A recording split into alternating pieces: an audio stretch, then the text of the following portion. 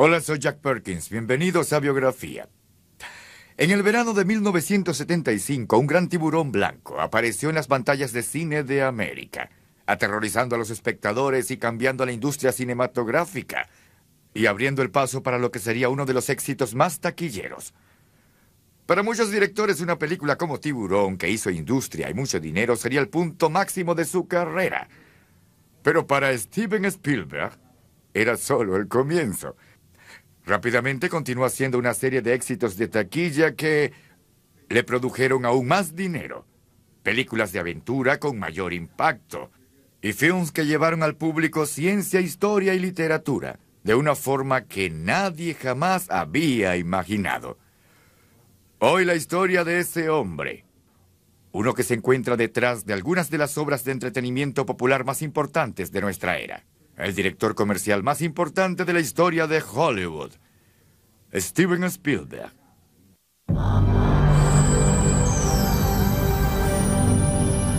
He has a willingness, and he has an obsession. People in this world get very excited when Steven puts out a movie because it's an event. There's probably a lot more Steven in his movies than he would like to admit. Clear background, please. Guys, places, please. Steven Spielberg really changed my life because he was the model. He was the model to say, this is how you do it. This is how you do it. And action.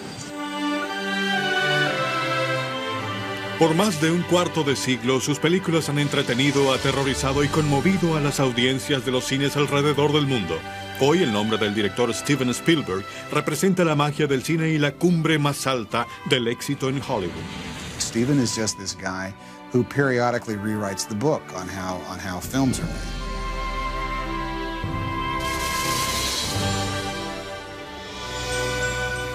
Pero de niño, Steven peleó contra la inseguridad y la soledad. Estaba devastado por el divorcio de sus padres, confundido por sus orígenes judíos y canalizó sus dudas interiores y sueños en historias que cautivarían al mundo.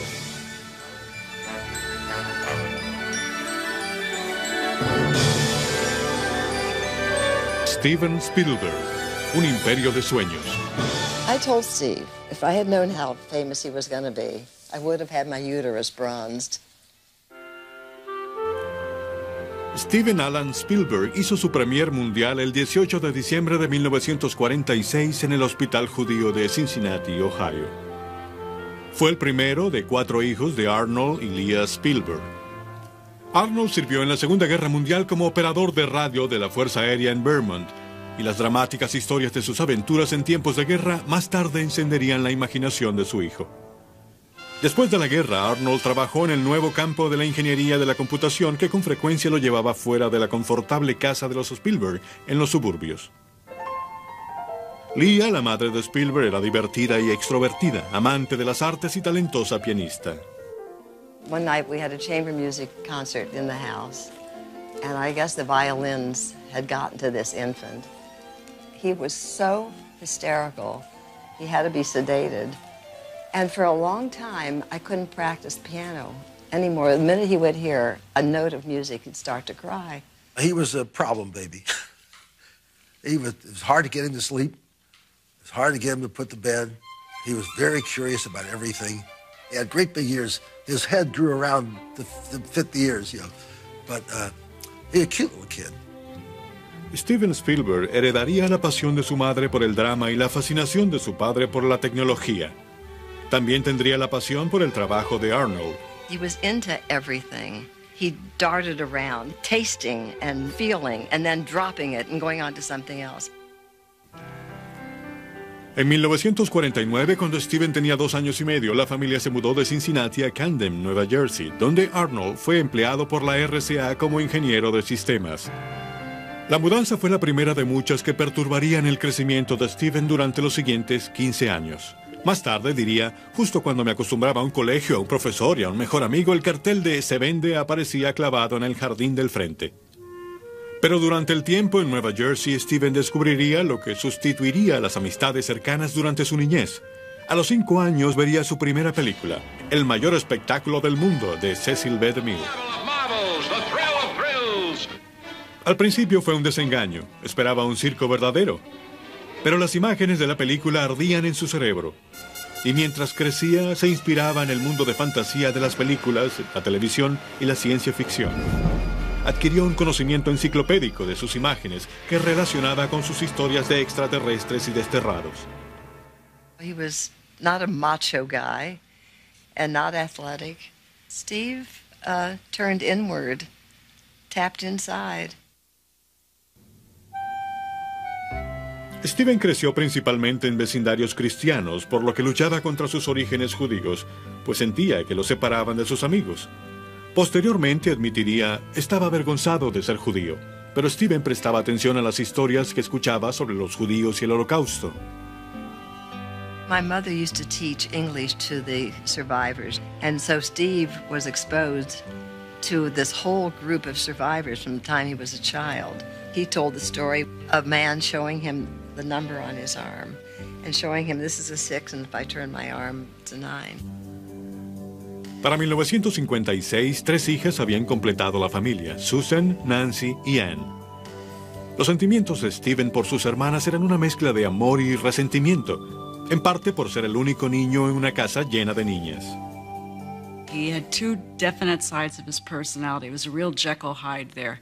He was both my best friend, then on any occasion where he felt that I had done something to him, he would wait until Saturday when everybody left the house, and that would be the I'm going to beat you up day.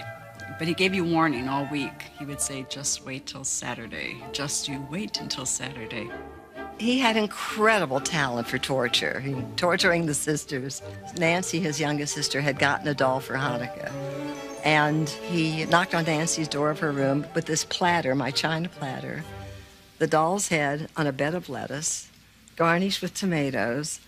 I mean, that's terrible. That's sick. But the moment that was over, it was as if a big cloud had gone away, and it was like, okay, now what should we play? And what do we play always had to do with making up a story. One of the earliest stories he ever told me, which gave me recurring nightmares, was about the moon, and that the moon was a living thing, and that it would come down to Earth and be right outside my window anytime I opened the door, which is amazing because in Close Encounters, there's a scene where from the mothership sends all these spaceships down, and the kid opens the door and there is light all around and things trying to get in. And I think that these are the themes that he carried with him. En 1957, Spielberg se mudó de nuevo a Phoenix, Arizona, donde Arnold trabajaba otra vez para General Electric. Pero una nueva casa no pudo detener la creciente tensión en el matrimonio de Leah y Arnold, algo de lo que Steven estaba amargamente consciente. Pero durante sus 7 años en Phoenix, Steven Spielberg encontró lo que posteriormente llamaría su primer hogar verdadero. También encontró su futuro. We used to go on camping trips, we used to go on picnics, and I would have a habit of cranking down the window and taking my camera and just panning, the landscape as the cars flew by. Steve couldn't stand it. He said, "Dad, I'm tired of you taking landscapes flying by the car. Let me have the camera, will you?" So I'd let him take the camera, and he filmed our camping adventure. And it was good. There was a lot of creativity there. He used slow motion, fast motion, turn his camera upside down. He would take all sorts of different pictures and study after he came out. So I thought to myself, boy, he doesn't care how much money he's spending, but boy, he's learning. Steve just filmed constantly. Steve was not interested in school. I made up medical terms that he had, and then we would go out in the desert and do films. Inspirado por el puente sobre el río Kwai, la visión épica de algunos realizadores como David Lean, Steven decidió a los 13 años hacer una película sobre la Segunda Guerra Mundial. En Escuadrón de Lucha, de 20 minutos, él mezcla de manera ingeniosa el documental con la película realizada por Steven en el aeropuerto de Phoenix. They let one kid in the cockpit with a helmet on, pretending to fly the plane, pulling his stick and making faces like that, and like he's being shot at.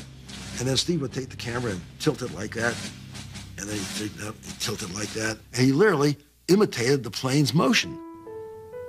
Aunque Arnold apoyaba las realizaciones cinematográficas de Steven, había fricción entre padre e hijo. They were not close when Steve was younger. Arnold couldn't get Steve to buckle down, and he was disappointed in him, I think, as a child.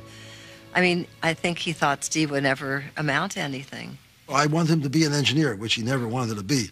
So that was bad. He used to be mad at me for wanting him to be an engineer because he hated math, He hated science.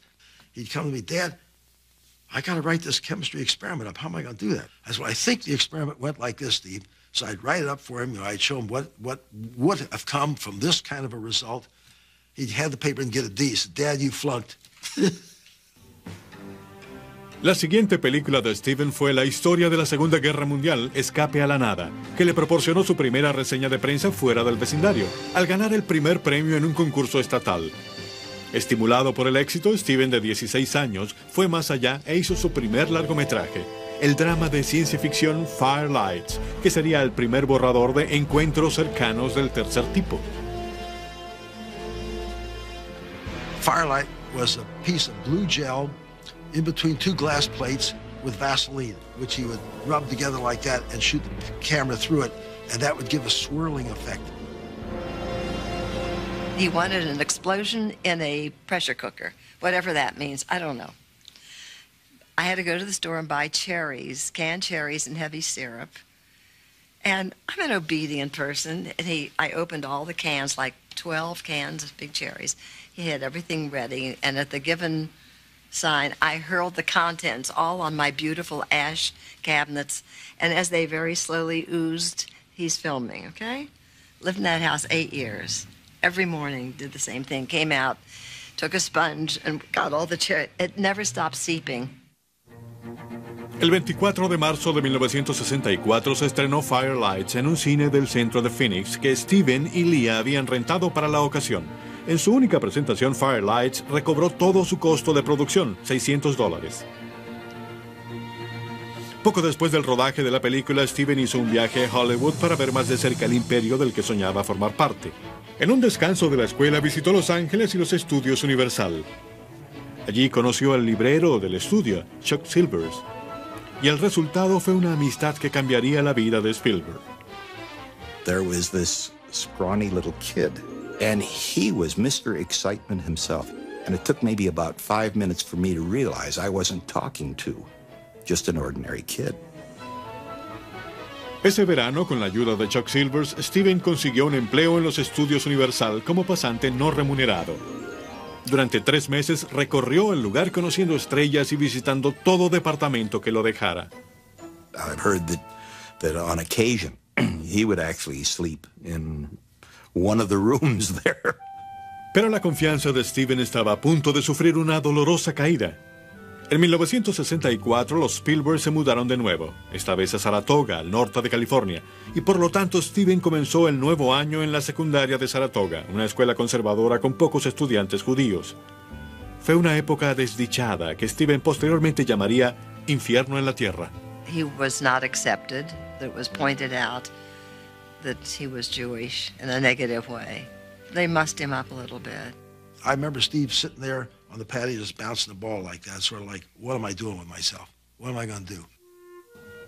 El mundo de Steven Spielberg estaba a punto de ser sacudido por un golpe personal aún mayor, pero justo después llegaría un golpe de suerte que cambiaría su vida y su futuro en el mundo del cine. Steven Spielberg se graduó en la secundaria de Saratoga en 1965, pero su escape de la odiada escuela fue una victoria vivida por poco tiempo. Ese mismo mes, Arnold, el padre de Steven, dejó la casa al norte de California y se mudó a Los Ángeles. Arnold y Leah Spielberg se divorciaron el año siguiente. Steve and I think he was mad at me, first of all, for getting divorced. That's number one. Mad at his dad for abandoning his mother. Whether it was true or not, that was his conception. Estaba en curso la guerra de Vietnam y Steven sabía que era el blanco perfecto para la recluta. Para ser exceptuado, volvió a los estudios y se inscribió en las 2 mejores escuelas de cine, USC y UCLA. Ambas lo rechazaron. Steven se inscribió en la cercana Long Beach State, pero encontró su verdadera escuela de cine detrás de las puertas de los estudios Universal. He got on the lot, I believe, through the good graces of one of the guards. I'm told he even somehow set up an office and all that sort of thing. I've never seen it. I don't disbelieve it. A couple of directors would say, well, how would you shoot this scene? And Steve would take a crack at it. And he used to tell me, I've given good ideas to the monkeys, and I don't get any appreciation for it. He actually gave them skid ideas, you know what I mean? Steven también estudió el trabajo de sus compañeros, una nueva generación de directores de cine que incluía a Martin Scorsese y Francis Ford Coppola. Un día Steven vio la película de un estudiante y afirmaría que le produjo muchos celos. Su director era un estudiante de USC llamado George Lucas. At that point, it was very hard for people on the outside of the film business to get into it and to make movies. And so I think a lot of us helped and encouraged each other. A lot has been said about us being competitive and everything, and I never noticed anybody being competitive. I mean, there was a friendly kind of competition of, we always hoped we would make the best movie, but we were always willing to help each other make the best movie. The big thing these guys brought to the party, Steven and George and Martin Scorsese, was a sort of exuberant regard for a certain kind of movie of the past. They were hip. They were extraordinarily knowledgeable historically about movies. Steven deseaba apasionadamente hacer una película que mostrara la industria del cine. Su primer intento fue un drama corto sobre ciclismo. Pero el mal tiempo y la falta de recursos acabaron con el proyecto. Sin perder el ánimo, Steven escribió un nuevo guión más sencillo. Y en 1968, a los 21 años, Steven Spielberg hizo la película que se convertiría en su boleto a Hollywood.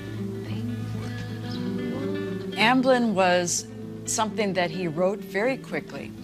This is a topic of a straight-laced man who has the subculture identity, and he doesn't know which one he really lives in. Is it the one that's going to go for the books and go to school, or is it the guy who's the free-wheeling guy on the road? If I look at Steve now and look back, that there's quite a bit of that in him. One morning I got a phone call from Steve, and he said, I've made a film, and I'd like to show it to you. And I'll be very honest with you. When it came down to the end, I found tears in my eyes. Sid Sheinberg was the head of television production.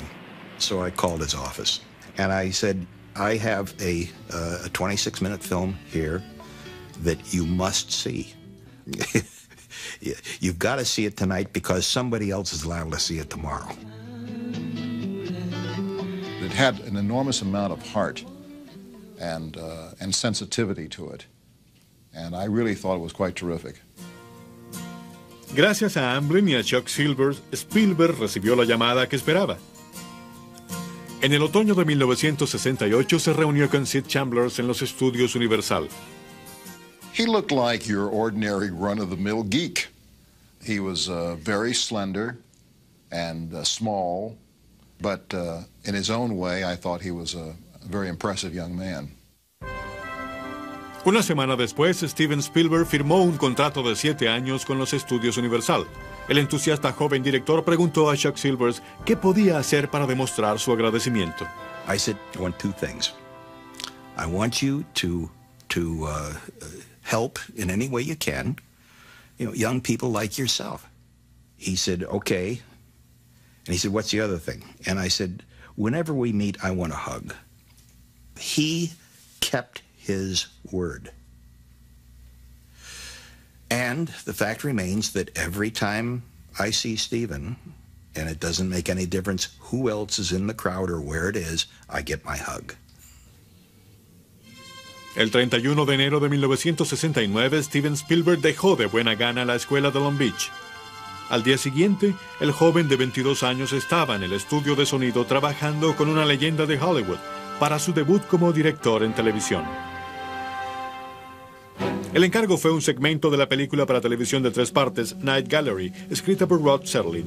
La estrella era Joan Crawford, de 62 años, interpretando a una serena millonaria obsesionada con recuperar la vista.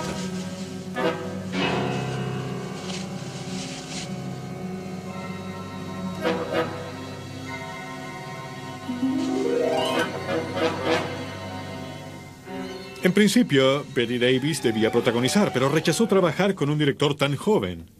Cuando Spielberg supo que la estrella sería Joan Crawford, tembló de miedo. I heard when she found out that this kid was going to direct her, she raised hell, no way. And then she met him, and she really fell in love with him. Spielberg se ganó el cariño de Joan Crawford con regalos y comentarios sobre sus películas. Pasó un momento duro con el equipo, veteranos de la industria del cine 3 veces mayores que él, abiertamente escépticos sobre el joven director. Cuando Night Gallery salió al aire el 8 de noviembre del 69, las críticas fueron diversas. Un frustrado Spielberg trató de escapar de la televisión y lanzar un largometraje, pero nadie lo empleaba. Volvió renuente a la televisión, donde con el tiempo su instinto para la imagen y su trabajo duro con los actores le merecieron el respeto en Universal. Finalmente, en la primavera del 71, Steven Spielberg halló la ocasión que buscaba. La película para televisión Duelo era la historia del apacible viajante aterrorizado por un camionero que nunca llega a verse. Y en las manos de Spielberg la historia fue una obra maestra del suspenso. And the studio called up and said, we've got a young director under contract, hasn't done much, would you mind using him on Duel? Because we feel that he's a comer. We feel that he's energetic and very creative and very enthusiastic, and we feel he has a great career ahead of him. And I said, well, fine, let's try.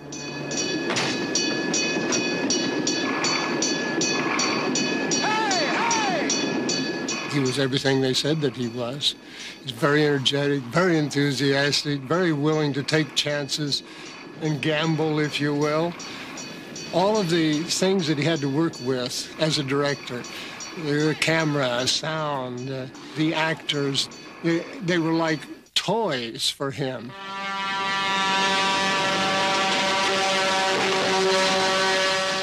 Con solo 16 días para rodar y en solo unas cuantas locaciones, Spielberg creó la película para televisión más aclamada de su tiempo. Fuera de Estados Unidos, Duelo ganó millones en las salas de cine europeas. Ganó varios premios e incluso los elogios del director inglés ídolo de Spielberg, David Lean. I spoke with Steven not too long ago, and he said that, I got to tell you, I look at this film at least twice a year to teach myself what I did. La carrera de Steven Spielberg estaba ahora en su año crucial y pronto llegaría su primer largometraje. You broke out a pre-release? Oh, shut up, mind your own business. En 1972, a la edad de 25 años, Spielberg tuvo el permiso de Universal para realizar la comedia dramática The Sugar Land Express. Estaba inspirada en una noticia de prensa que Steven leyó acerca de un ex convicto tejano que desató una persecución masiva de la policía. En la versión de Spielberg, el convicto y su esposa, interpretada por Goldie Hawn, escapan mientras tratan de rescatar a su hijo de la adopción. Es la primera de las muchas películas de Spielberg que reflejan la agonía de la ruptura de su familia, pero su realización fue pura alegría. The light in his eyes when he was on the roof of a chicken takeout place, watching all the police cars, the same police cars he threw in my crib, and he was jumping up and down and looked over. There was this, look at what I'm doing. I'm doing something I love, really love. En Sugar Land Express, Spielberg trabajó en equipo por primera vez con el compositor John Williams, una sociedad que ha durado 25 años. So we met in a very fancy restaurant in Beverly Hills. And Steven looked to me to be about 16 years old, you know, and he gave the impression of somebody that's never been in a restaurant before. And the waiter came over and said, would you like some wine? And he looked at him like, what's that? You know, why would anybody want wine? Among the first things he did was, he said, you know, I remember your score from such and such a movie. And he would sing the third subordinate theme of Aunt Sarah's character in some film that I'd forgotten I did, and remember it all, as he still does. So tremendous retention, tremendous energy, tremendous youth and vitality and all of that, and sweetness. Al estrenarse Sugar Land Express el 5 de abril del 74, los críticos reseñaron a un nuevo director importante. La crítica Pauline Kael la definió una de las películas de debut más fenomenales de la historia del cine. Pero la película fracasó en las taquillas. Los espectadores esperaban ver a Goldie Hawn en una comedia y fueron impresionados por el final trágico de la película. Su fracaso fue un duro golpe para Steven Spielberg. He had taken a lesson from Sugar Land Express, where he had gotten the greatest reviews in history and no one saw the movie, and he swore that would never happen again. Steven Spielberg aprendió de su fracaso taquillero y juntó fuerzas para la próxima película, una que cambió no solo su fortuna, sino la historia de Hollywood. En 1973, durante el rodaje de su primer largometraje Sugar Land Express, Steven Spielberg visitó las oficinas de los productores de la película, David Brown y Richard Zanuck. Spielberg notó que tenían los derechos de la novela Tiburón de Peter Benchley, pero tenían a otros directores en mente. Spielberg, de 26 años, los convenció de que incluso con un modesto presupuesto, él podía hacer algo divertido.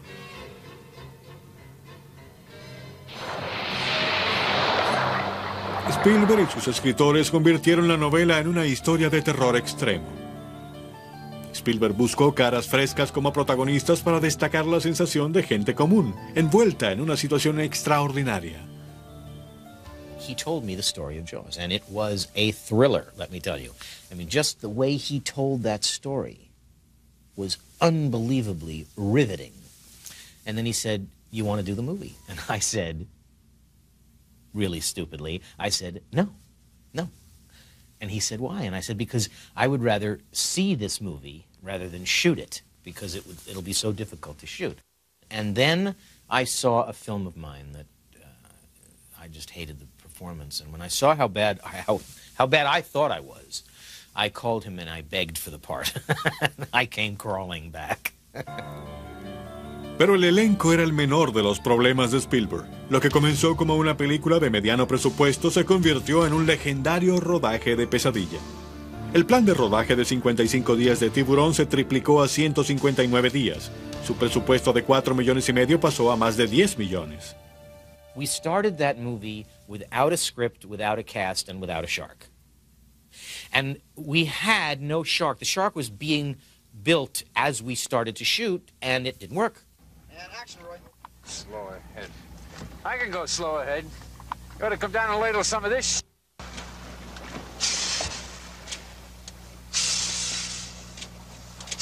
And cut. There were radio mics for the Jaws crew in every nook and cranny on Martha's Vineyard, so that literally you could walk down any street on Martha's Vineyard and you could hear, the shark is not working. The shark is not working. And you didn't even have to be part of the crew to know that the shark is not working. And one day, you could hear this. The shark is working. The shark is working. The boat is sinking. And I was on that boat.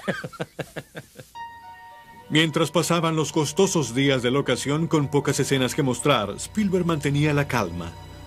Pero con nuevos rumores de pánico desde Universal, Steven temió que Tiburón fuera un desastre que acabara con su carrera. About the 50th or 60th day of shooting, the crew would come over to me and they'd all ask me during the day, when are we going to be done with this movie?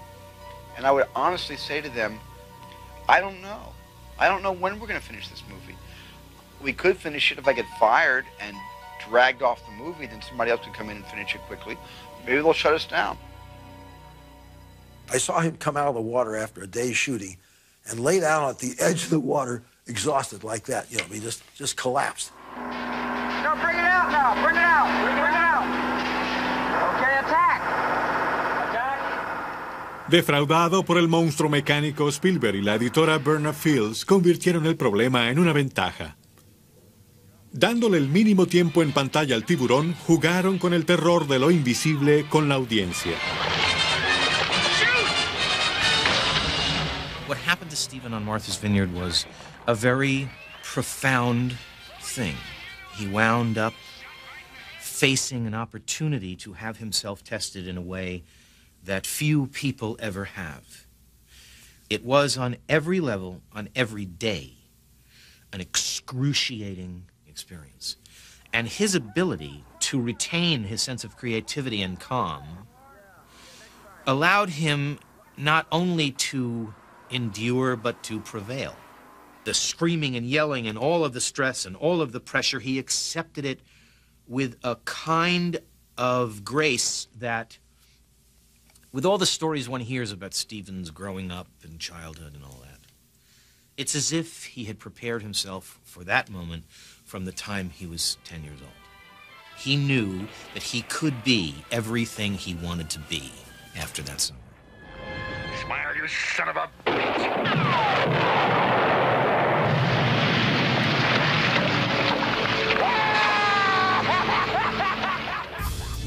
Intensificada por la partitura de John Williams, Tiburón tuvo su primer preestreno en Dallas el 26 de marzo de 1975. Spielberg veía desde atrás cómo los espectadores se retorcían, brincaban y se alegraban. Un segundo preestreno en Long Beach, California, fue ovacionado de pie. Y el 20 de junio, a los pocos días de su estreno, Tiburón era un fenómeno. Sacó a los nadadores del agua y los metió en los cines, convirtiéndose en la primera película en facturar más de $100 millones. Para septiembre, Tiburón era la número 1 de todos los tiempos. A los 28 años, Steven Spielberg era millonario, pero aún más importante, se había convertido en un cineasta respetado. I think that the most important thing to Steve about becoming successful was getting the permission to do what he wanted to do. Spielberg estaba más interesado en el trabajo que en un lujoso estilo de vida o en una relación personal seria. En febrero del 76 esperaba confiado una nominación para el Oscar, pero la mañana que fueron anunciadas las nominaciones se sorprendió al saber que no fue tomado en cuenta. No sería la única vez. It's a very competitive business, and if you've put your life into this business, and along comes some kid who comes out of nowhere and has what was for that time a virtually unprecedented success, there's going to be a natural, generational, even class resentment. Pero Spielberg había ganado el delirio no clasificado de sus críticos favoritos, los espectadores de cine. Para 1976 el público se preguntaba qué haría después de Tiburón. La respuesta fue una película con la que había soñado desde una mágica noche de su niñez 20 años atrás y que Steven Spielberg escribió y dirigió.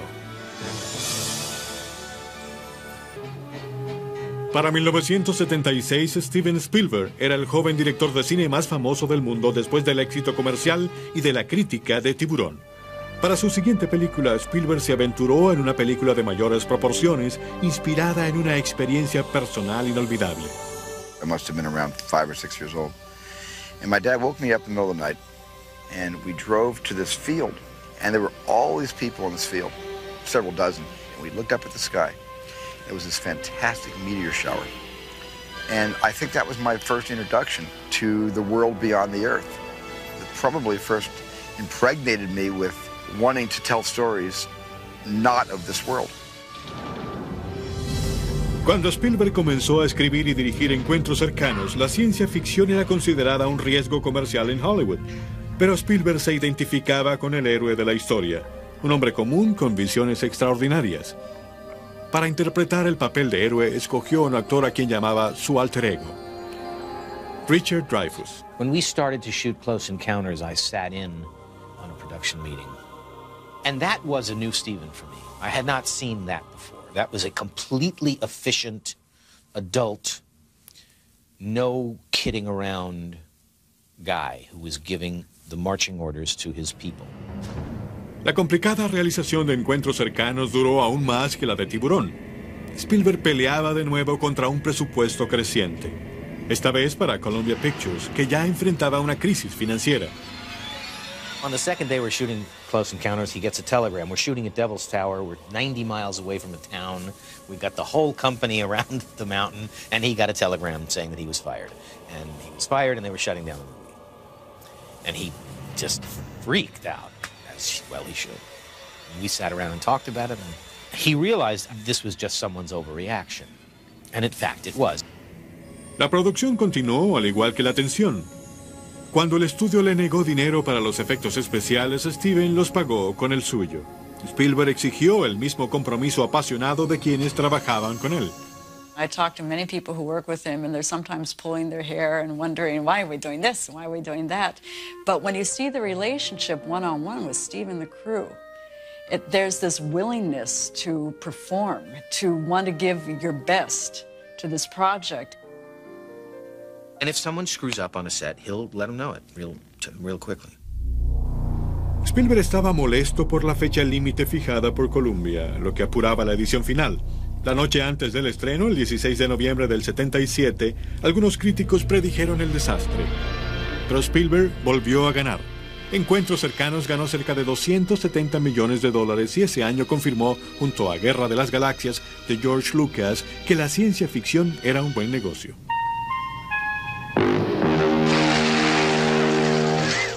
En 1978, Encuentros Cercanos dio a Spielberg su primera nominación como mejor director. Perdió contra Woody Allen, director de Annie Hall. Sin embargo, Steven no había terminado con Encuentros Cercanos. Insatisfecho con la película que se había apurado por terminar, hizo historia cuando 2 años más tarde la reeditó. El éxito de su edición especial creó el camino para que otros directores hicieran sus propias ediciones de director. Entre las actrices que había considerado para Encuentros Cercanos había una de 22 años llamada Amy Irving. Después de su entrevista con ella, Spielberg comentó que acababa de hallar a una verdadera rompecorazones. Amy no tuvo el papel, pero en semanas ella y Steven tenían una relación romántica. She was very much a person with her own ambitions and her own career. She certainly kept him on his toes. You know, she's a very feisty person. She didn't roll over for anything. So that tested him. I think we all want someone who's basically going to adore us and tell us that we're great and do whatever we want them to do. And Amy certainly wasn't that kind of person. Para 1978, la atareada carrera de Spielberg estaba creando nuevas presiones. His time was not his anymore. He suddenly was really getting involved with the press and with producers and with lots and lots and lots of people coming to him with everything, with questions, with projects, with things they wanted. I think that Steve went through a period of time that he was frightened of people. Pero Steven sí ayudó a otros jóvenes cineastas. En 1978 dio al director Robert Zemeckis su primer respaldo al producir la comedia de los Beatles, I Wanna Hold Your Hand. I always thought that Steven was, exactly what a director should be. I mean, he was incredibly focused. I mean, he knew everything. I mean, he knew what the camera should be doing. He knew what the camera operator should be doing. He knew what the lighting should be like. He knew what everybody's job should be. This is war. Zemeckis también escribió con Spielberg su siguiente película, una comedia ambientada en los primeros días de la Segunda Guerra Mundial. Recurre a la fascinación de Spielberg por la guerra, a la pasión por el humor de los dibujos animados y a su apetito por la destrucción en la gran pantalla. La película fue 1941. What the hell do you people think you're doing? I really didn't know what I was doing on this movie. I got to tell you, I think one of the reasons the film came out so chaotic is I really didn't have a vision for 1941. Grown men. Spielberg posteriormente definiría la película como un desastre conceptual. El humor pesado del libreto fue empeorado por una estrella drogadicta y un presupuesto escaso. I think in 1941 there may have been too many ideas. I don't think we were as assured as writers then, and I think the screenplay reflected that, and then I think that Steven was a bit insecure with the material. Las audiencias en el preestreno confirmaron a Steven que 1941 no era Tiburón. Anticipándose al desastre, él y Amy no asistieron al estreno en el Cinerama Dome de Hollywood. Pero Steven no pudo esconderse de los críticos. Las reseñas fueron terribles. It was depressing. It would have made anyone question themselves, and it was hard for all of us to have to deal with at the time. 1941 obtendría ganancias, pero la imagen de Spielberg recibiría un fuerte golpe. Sus críticos y rivales en la industria se regocijaron. Steven Spielberg, el prodigio de Hollywood, finalmente había fracasado de manera espectacular. Steven Spielberg estaba devastado por las desastrosas reseñas de su película 1941. El aclamado director de Tiburón y Encuentros Cercanos era definido como irresponsable en materia financiera y en bancarrota creativa. Para finales de 1979, la vida personal de Spielberg también atravesaba problemas. Ese diciembre, Amy Irving comentó que ella y Steven estaban a punto de casarse. En cambio, en semanas la pareja se separó. Finalmente la vida me atrapó, dijo Spielberg después de la ruptura a los 33 años. He evitado todas las penas del crecimiento, estando muy ocupado haciendo películas. No escapé del sufrimiento, solo lo retrasé. I think he spends himself on his movies, and there's very little left over sometimes I mean, it's an emotion like a relationship, but it's the relationship with the film. So what's left? Afortunadamente, el trabajo en otra película vino al rescate de Spielberg. Su amigo George Lucas tenía la idea de Los Cazadores del Arca Perdida desde comienzos de los años 70. En 1977, Lucas y Spielberg estaban de vacaciones en Hawái cuando Lucas recordó su vieja idea acerca de un arqueólogo aventurero. It was just really an idle conversation about Steven saying he really wanted to do a James Bond film, and he had tried to get to do one of them. And me saying that I had this project that I'd been working on for a few years, and that it was better than a James Bond film. I think Stevens was drawn to it as a opportunity to reinvent the films that he had seen when he was growing up, cliffhanger endings and that kind of a dramatic form.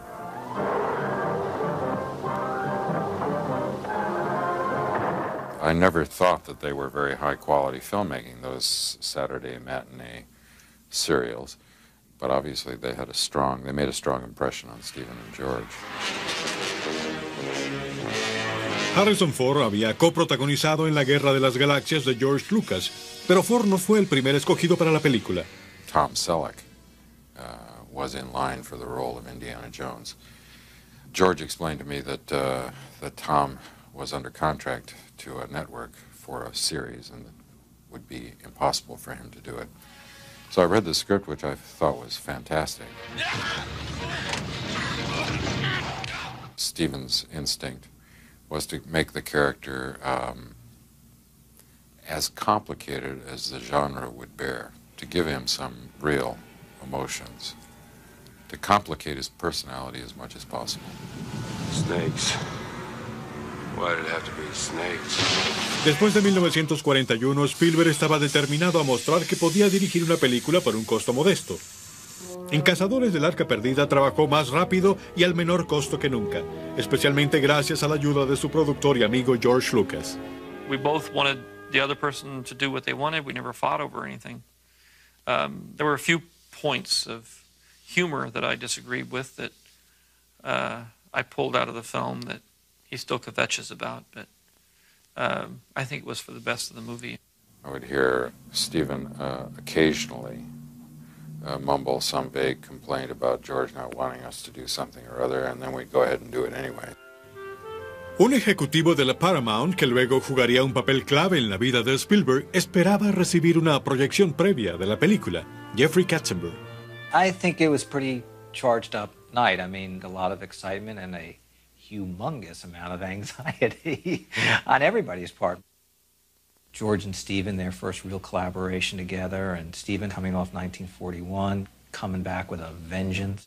Well, the audience went completely nuts. You know, they were standing in their seats and, you know, screaming and yelling and cheering. I mean, you knew it as soon as that ball came rolling down.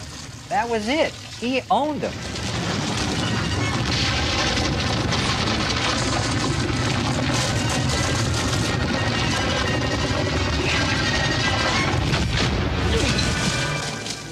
Cazadores del Arca Perdida devolvió a Steven Spielberg a la cumbre.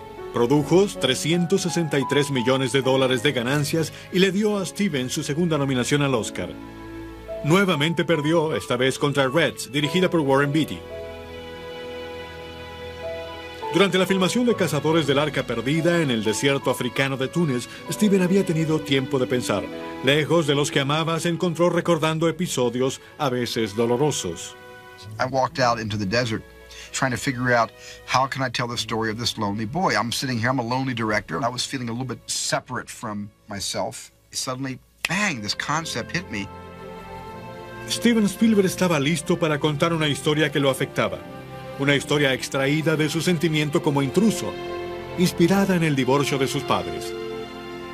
El resultado fue un fenómeno cinematográfico cuya atracción fue literalmente fuera de este mundo. En 1981, después del éxito de taquilla de Cazadores del Arca Perdida, el director Steven Spielberg comenzó a rodar una película de menor escala, una que se convertiría en la más personal de su carrera hasta entonces. With E.T., I had always really wanted to tell the story of a disenfranchised and lonely boy in a relationship with siblings. And I also wanted to tell a story about the divorce of my parents. Maybe you ought to call your father and tell him about it. I can't. He's in Mexico with Sally. La pena de Spielberg, causada por el divorcio de sus padres, fue canalizada a sus 35 años a través de E.T., el extraterrestre.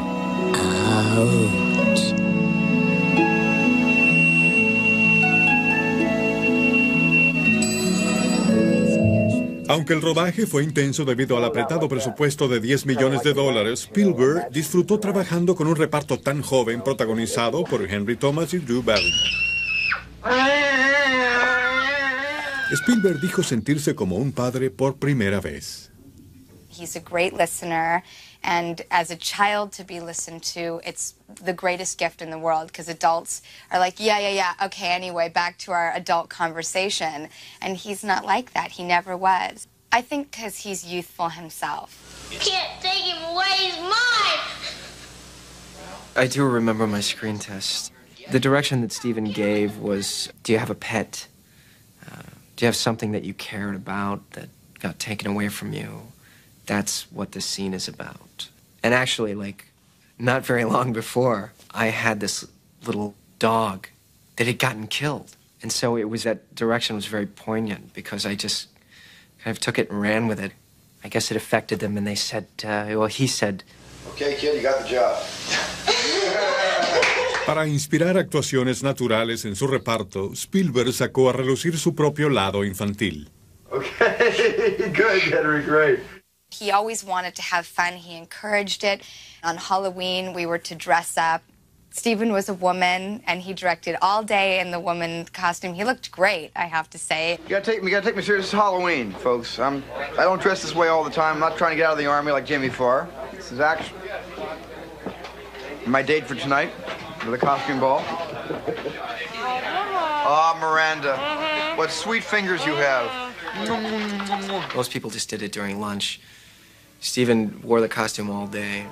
You know, I think it's going to be, it'll be sadder if it's happy sad. On the important scenes, Steven would always come up and I would have this probably about a 10-minute pep talk before we began. He lowers his head real sadly, and he touches his heart, and he says, ouch. And then you'll touch your heart, and you'll say ouch back to him. When I had to cry, he was amazing. It was like he had this special way of talking to you, and his voice would change, and it made you cry. And there was something so gentle about it, and I think that's what made your heart break. Movies are so sad, especially this one. A very large part of who I am as a human being and who I've become is due to him. There is no question in my mind about that. He was, you know, my godfather, the only sort of father I knew growing up. When I did Playboy magazine, he sent me a huge box with a giant, gorgeous quilt inside of it and a card that said, cover yourself up. And the art department in his company, Amblin, had put clothes on each of my pictures. And he's very protective that way, and yet he has such a great sense of humor about it, that he never makes you feel ashamed of who you are. El estreno de E.T. en el prestigioso Festival de Cannes fue un evento casi tan mágico como la película misma. 15 minutes before the movie concluded, these lighters started to light and matches started to be struck. So there was this sort of starlight effect in the theater. And then it got to the point where you couldn't even hear the end of the movie because people were on their feet, stomping and yelling. And it was like being in a rock concert. And this huge searchlight started to sweep the top balcony to find us. And then Steven stood up. And it was just one of those most amazing experiences. I've certainly never had anything like it again. La pequeña película que hizo Spielberg con un presupuesto de solo $10 millones se convirtió en la más exitosa hasta la fecha y uno de los films más queridos. Con E.T., Spielberg consiguió algo más que mayor fama y fortuna. Le dio voz a sus anhelos de la infancia y tocó el corazón de los espectadores alrededor del mundo. I think that's what E.T. sort of represented to not only all of us, but all the kids sort of around the world. This was someone who was never going to hurt you back. This was someone who was going to love you unconditionally, which is what all children want. Con E.T., Steven Spielberg obtuvo su tercera nominación al Oscar como el mejor director, pero una vez más, Spielberg volvió a casa con las manos vacías. El Oscar fue para Richard Attenborough, director de la ganadora como mejor película, Gandhi.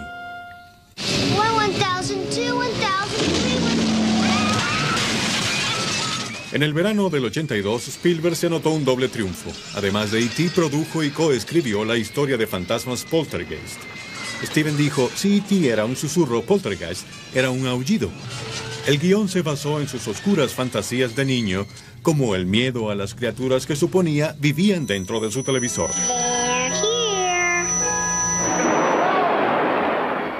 Para entonces no había un director tan exitoso y poderoso como Spielberg. Pero justo 6 semanas después del lanzamiento de E.T., una tragedia convirtió una vida de ensueño en una pesadilla.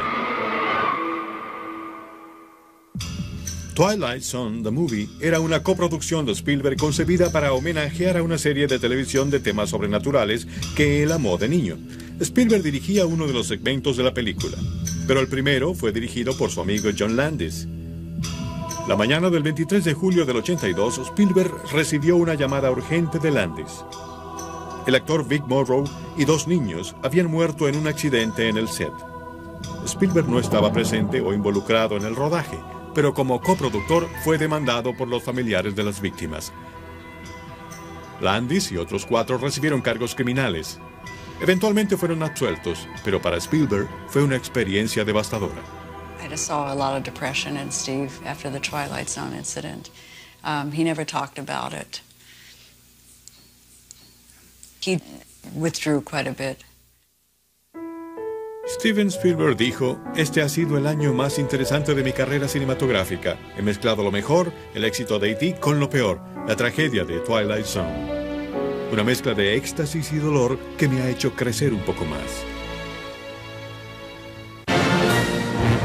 En 1982, a la edad de 35 años, Steven Spielberg había enfrentado la tragedia como productor de Twilight Zone, The Movie. Después de tales extremos emocionales, volvió a un territorio familiar en 1983 con su primera serie, Indiana Jones en el Templo de la Perdición. Una vez más, Spielberg encontraría a una mujer clave en su vida durante una audición de reparto.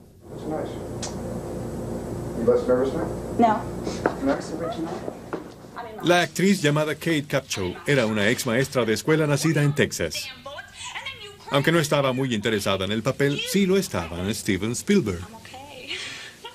I know I was very nervous and I was very excited, and the minute I walked in, I just loved the way he looked, and I don't know, he was like so sweet, and with his hat and the sunglasses, and I think he even had a poncho on. He really kind of looked ridiculous. And then I asked, could I please sit a little closer, because I was having trouble seeing him, and finally I just said, you know, I would really love if you take your sunglasses off because I can't see your eyes. He took them off, and then we had this really wonderful meeting that lasted probably another 30 minutes. It was way too long. I mean, something was going on then. And I was just so excited. I mean, my heart never stopped. And then he said, do you want to play a video game? I said, really? Well, great. Sure, except I don't know how to play video games. And he said, well, go on in here. I've got this really cool video game, which he proceeded, of course, to beat the out of me. I left thinking, who is this guy? He's completely got me nutty. Oh, God. Oh, my God. Capshaw obtuvo el papel y su atracción mutua continuó. Hasta un punto. At that particular time, he had a girlfriend and he had maybe someone who was trying to get back in his life. But we had so much fun. Oh, my gosh, the flirting and the carrying on. Alguien trataba de volver a la vida de Spielberg. En 1983, Spielberg viajó a la India buscando locaciones para su nueva película. Para su sorpresa, Amy Irving lo recibió en el aeropuerto. Ella estaba en el país para filmar una miniserie de televisión. Spielberg dijo después cuando vio a su exnovia, en sus ojos había amor, en los míos, rabia y resentimiento, pero nos volvimos a enamorar. Indiana Jones y el Templo de la Perdición fue otro éxito para Spielberg, pero no sin controversia. Algunos críticos y el comité clasificador de películas objetaron sus imágenes violentas. Más tarde, el mismo Spielberg comentó que había ido muy lejos. A causa del debate, ese año hubo una nueva clasificación de censura, PG-13. Películas solo aptas para mayores de 13 años. A pesar de su éxito de taquilla, Spielberg anhelaba demostrar que podía hacer mucho más que crear brillantes fantasías. Luego de Indiana Jones, decidió probar suerte con una película más íntima, cuyos únicos efectos especiales fueran las emociones humanas. By the time I gave him the book, The Color Purple, he had already been exploring various different kinds of movies that he might be thinking of making. And he responded to the book immediately and felt that it was the kind of story that he could really push himself. All my life I had to fight. I had to fight my daddy, I had to fight my uncles, I had to fight my brothers. Aunque la autora Alice Walker aprobó a Spielberg para la película, algunos críticos se quejaron de que la historia de una mujer afroamericana no debía ser contada por un director blanco. Aún así, Spielberg declaró que nunca se había sentido más relajado durante un rodaje. También entrenó a 2 actrices primerizas quienes luego fueran nominadas al Oscar, Whoopi Goldberg y la animadora de un show de Chicago llamada Oprah Winfrey. Every single time the camera rolled, I was terrified. Terrified that he's going to realize that I don't really do this, and he's going to fire me. Now, the beauty of Steven is he figures out what works for what actor.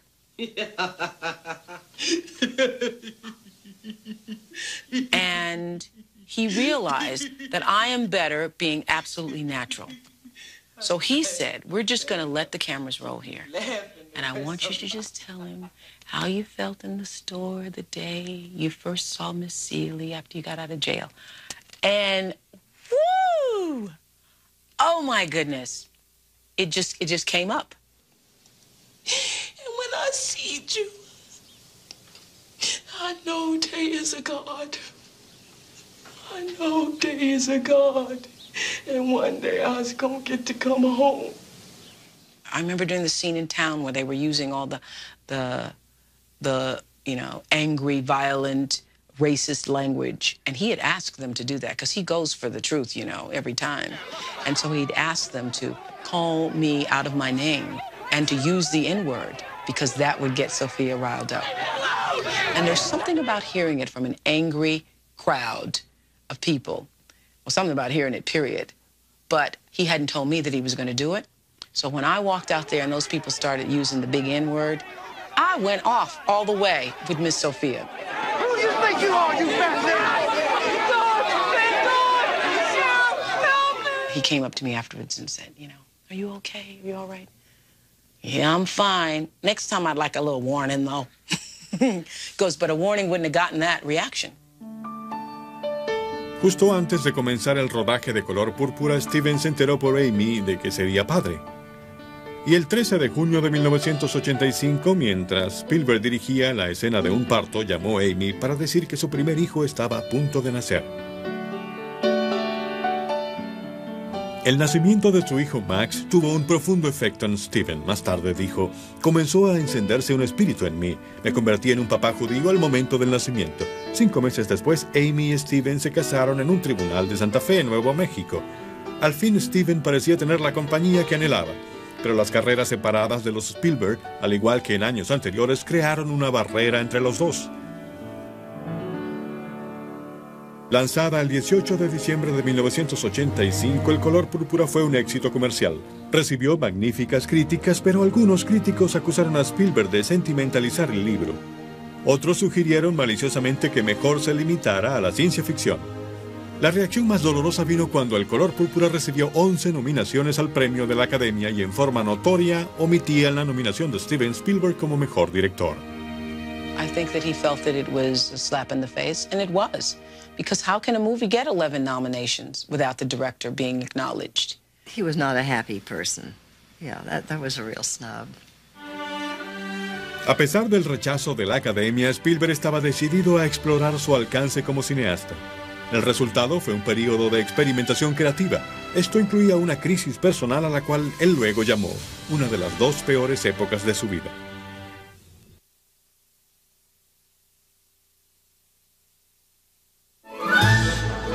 Para 1985, Steven Spielberg era más que el director más exitoso del mundo. Era también uno de los productores más ocupados, supervisando películas como la serie Regreso al Futuro. Algunos de sus proyectos, como ¿Quién mató a Roger Rabbit?, impulsó el desarrollo de la tecnología cinematográfica. Otros fueron más personales. En 1986, Spielberg produjo un cuento americano, la historia animada de un ratón inmigrante. Esta fue la primera película de Spielberg sacada de su historia familiar. El héroe Fievel fue llamado así en honor al abuelo de Spielberg, un inmigrante ruso. Algunas anécdotas de su vida influyeron en la película.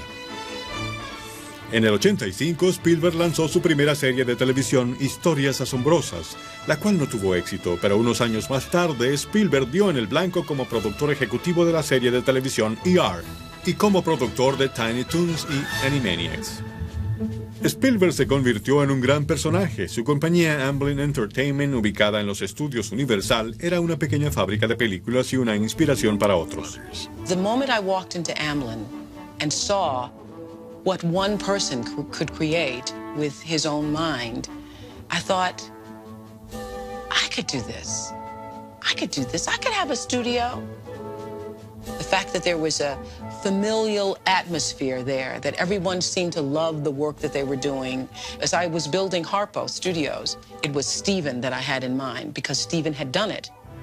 Para expandir sus ambiciones, Spielberg recibió el impulso de su amigo Steve Ross, el carismático presidente de Times Warner, quien se había convertido en una figura paternal para Steven.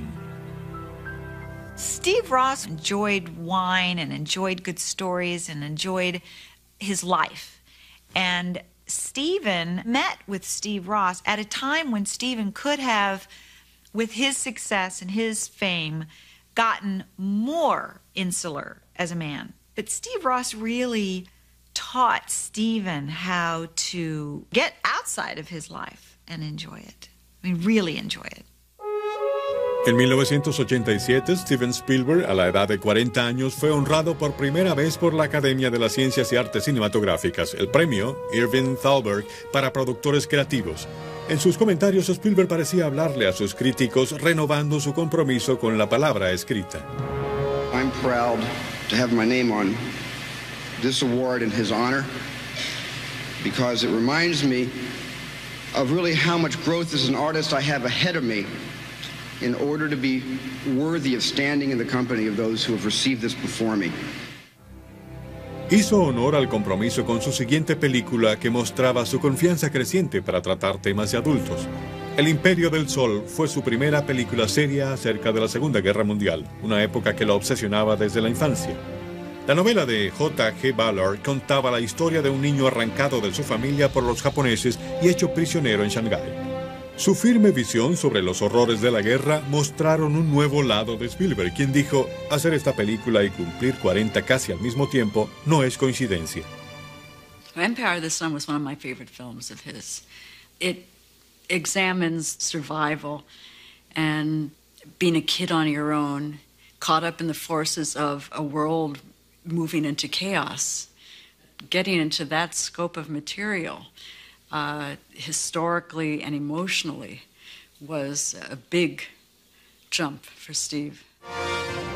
Spielberg continuó El Imperio del Sol con un proyecto más convencional, Indiana Jones y la Última Cruzada.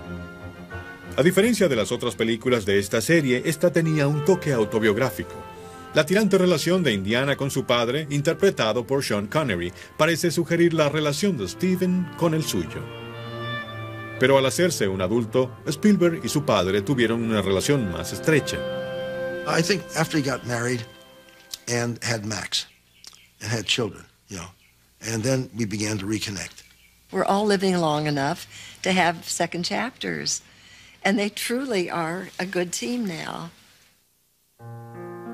Al terminar La Última Cruzada, también terminó un capítulo más personal de la vida de Spielberg. En abril de 1989, después de casi 4 años de matrimonio, Steven y Amy anunciaron su divorcio. Ambos podían compartir la custodia de su hijo. Spielberg habló poco acerca del final de su matrimonio, pero Amy dijo a la prensa que no quería terminar su carrera como la esposa de Spielberg o la madre de Max. Posteriormente, Spielberg admitió que su divorcio fue uno de los 2 momentos más dolorosos de su vida. El otro fue el divorcio de sus padres. All Steve said to me about it was, Dad, you stayed married a long time and a big mistake. I ain't gonna let myself do that. En junio del 89, Spielberg fue visto con una nueva compañera, la actriz Kate Capshaw, quien había perdido a Steven a causa de Amy 6 años antes. Un año después, en mayo del 90, Kate dio a luz a Sasha, la primera hija de Steven, y en octubre de 1991, Kate Capshaw se convirtió en la señora Spielberg. He proposed to me in the bathroom. I was at the sink brushing my teeth, and he was at the sink brushing his teeth. And he said very nonchalantly, I mean, of course he knew exactly what he was doing, Mr. Drama, but so I was thinking, well, anyway, I'd love to marry you. You know, what do you think about that? And I mean, really, like toothbrush drops and water's running, and I mean, I started crying, and it was great. It was great. En la siguiente década, la familia de Steven y Kate aumentaría para incluir 7 niños. Spielberg, el cineasta, también comenzaba una nueva vida, trasladándose del escapismo hacia historias más personales. Pero los pasos entre Indiana Jones y la lista de Schindler no siempre fueron fáciles. En el 89 dirigió Always, una nueva versión de una de sus películas favoritas de la Segunda Guerra Mundial, un tipo llamado Joe. Pero esta nueva versión fue un fracaso en taquilla y en críticas. El próximo paso de Spielberg fue la extravagante fantasía Hook, la historia de lo que sucedió cuando Peter Pan creció y luchó con las presiones de ser adulto. Spielberg admitió que el carácter de Peter, interpretado por su amigo Robin Williams, era parcialmente autobiográfico. He lives in a perpetual world of a boy. I mean, Peter Pan does. And sometimes Steven does, but he comes and goes. I mean, he can make a movie like E.T., but he also has this extraordinary business sense. He has a passport, like Brecht said, to both worlds. He comes and goes from them, easily now, much more so. A pesar de las diversas críticas, Hook fue un éxito comercial, pero un éxito aún mayor se encontraba cerca. Spielberg, el director, realmente creció al filmar una película que lo había obsesionado por una década. La lista de Schindler había entrado por primera vez en la vida de Spielberg en 1982, 10 años antes de que se sintiera emocionalmente preparado para realizarla. La novela de Thomas Keneally contaba la historia real de un exitoso comerciante nazi que se convirtió en el inesperado protector de miles de judíos. El aclamado libro había llamado la atención del amigo de Spielberg, Sid Sheinberg, para entonces presidente de los Estudios Universal. Adquirió los derechos pensando en Spielberg, pero el director se resistió a firmar un contrato. It probably scared him, and maybe he thought he wasn't yet at a place where he should do it. He hesitated in a very decent way. In fact, he once said to me, he said, you know, I have a tendency to sentimentalize things, and I wished very much not to do anything that would sentimentalize this story. We of the family kept saying to Steve over the many years, every once in a while we'd say, when are you going to do Schindler's List? And he was very terse about it. He would just shut us all up with, I'm not ready. And when he's ready to do something, he'll do it. And if he's not ready, there's nothing on this earth, no person who works for him, not his family, no one who can tell him to do something unless he wants to do it. And when he was ready, boy, he knew it. Cuando niño, con pocos amigos judíos, Spielberg se avergonzaba de su procedencia. Pero para principios de los años 90 había abrazado su fe, luego del nacimiento de su hijo y la conversión de su esposa Kate al judaísmo. Para el 92, Spielberg estaba listo para hacer la lista de Schindler.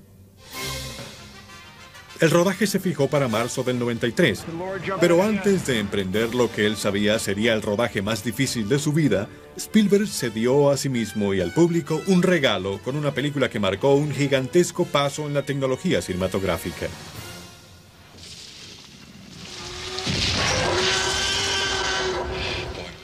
Los dinosaurios, como los que habitaron en el Parque Jurásico del 93, habían sido otras de las obsesiones infantiles de Steven Spielberg. My first toy from a museum that I ever got was a little lead cast Triceratops. And I became fascinated as a kid, as all kids do, because I think they're bigger than us. And they were something that doesn't exist today. And I think because it doesn't exist today, and there's no immediate direct access, it becomes the thing that mythology is made of that makes mythology so fascinating. Only it's real. Welcome to Jurassic Park. Spielberg también sintió afinidad con uno de los personajes de la novela de Michael Crichton, John Hammond, creador del primer parque de diversiones con dinosaurios. Al igual que Spielberg, Hammond era un hombre del mundo del espectáculo que empujaba la tecnología hasta el límite, así como lo hizo Spielberg con la ayuda de las creaciones mecánicas de Stan Winston y los efectos especiales de la compañía de George Lucas, Industrial Light and Magic. It was a challenge to say, well, let's see if we can do this digitally. We think we're there now. We're not sure, but we think we can do it. That we did the demonstration for Steven. And it was quite an event when we showed it to him and also when we showed it down at ILM. I mean, there were a lot of tears shed at that point because we knew it was absolutely the shifting of the medium. It was like the invention of sound.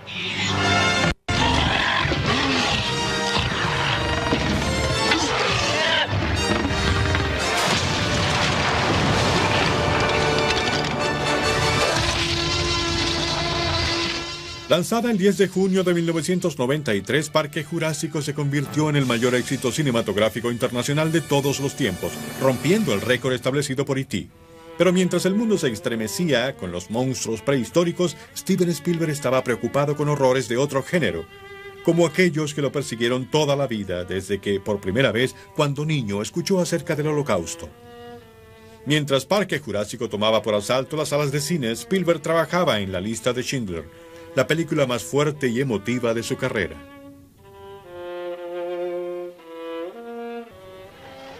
La película era La lista de Schindler.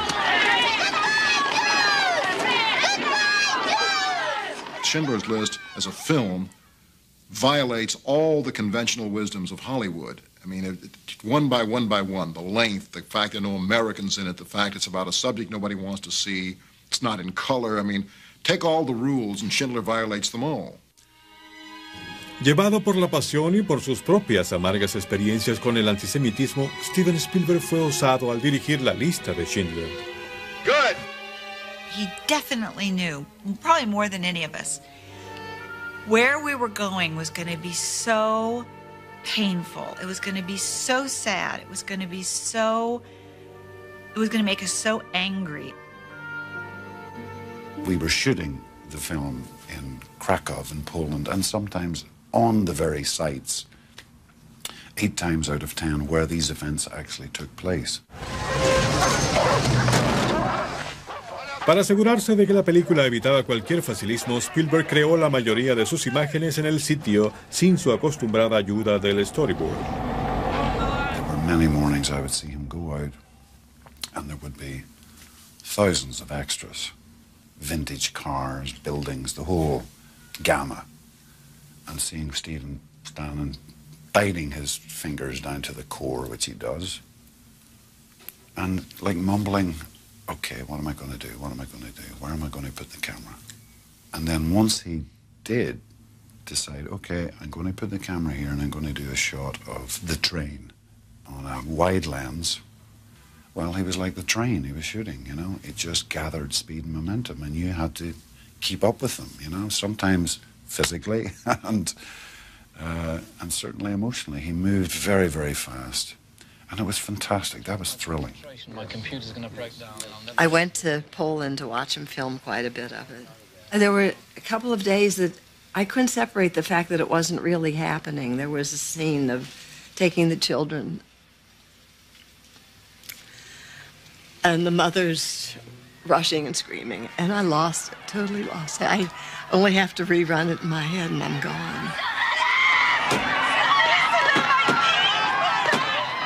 One particular story that I think says a lot about Steven is when he set off to do this movie, bringing all of us, there was some team agreements that we had come up with. One of them was that he would be home when the sun set, and that would be, because it was winter, would be like 5, 6 o'clock.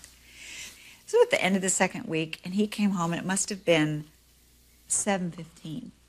And I looked at him, and I was like, well, you know what? You're just not keeping your agreement, Stephen. I mean, is this the way it's going to be now for 4 months? He just looked at me, sat down, and he told me what he'd been shooting that day. He was shooting the interior of the gas chamber when the ladies go in.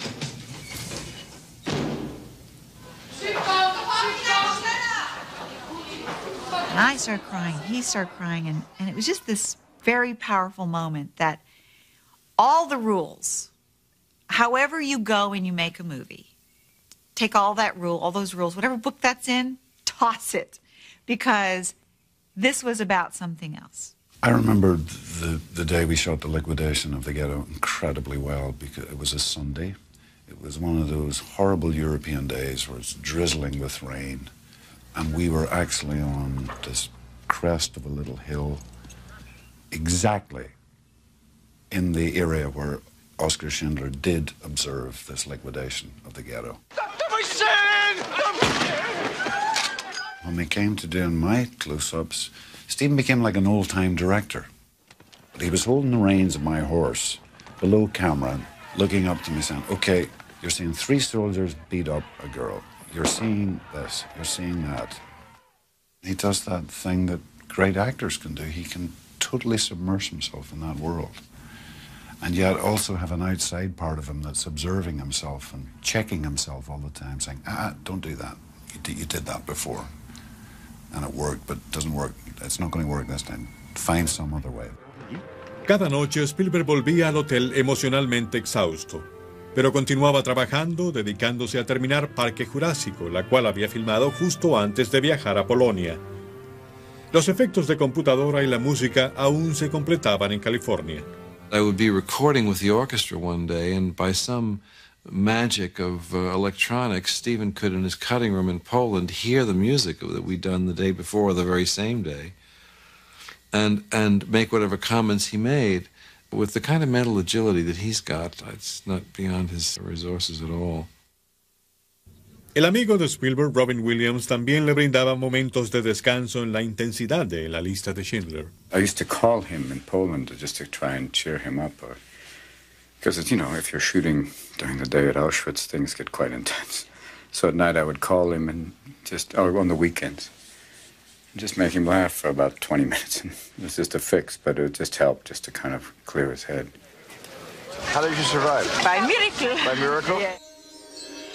El 15 de diciembre de 1993, La Lista de Schindler fue aclamada alrededor del mundo. Spielberg había predicho que la película no obtendría ganancias, pero acumuló unos asombrosos $321 millones. También propició mayor conciencia mundial acerca del Holocausto. En febrero de 1994, La Lista de Schindler ganó 12 nominaciones para el Oscar, incluyendo la de Mejor Director. Aunque considerado favorito, Spielberg no sabía si había obtenido el reconocimiento que le había sido negado durante toda su carrera hasta la noche del 21 de marzo de 1994. Steven Spielberg.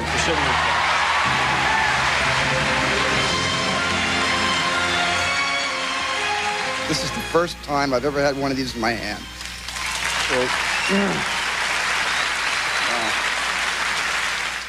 I want to thank my wife, who's here with me tonight, for rescuing me 92 days in a row in Krakow, Poland last winter when things got just too unbearable.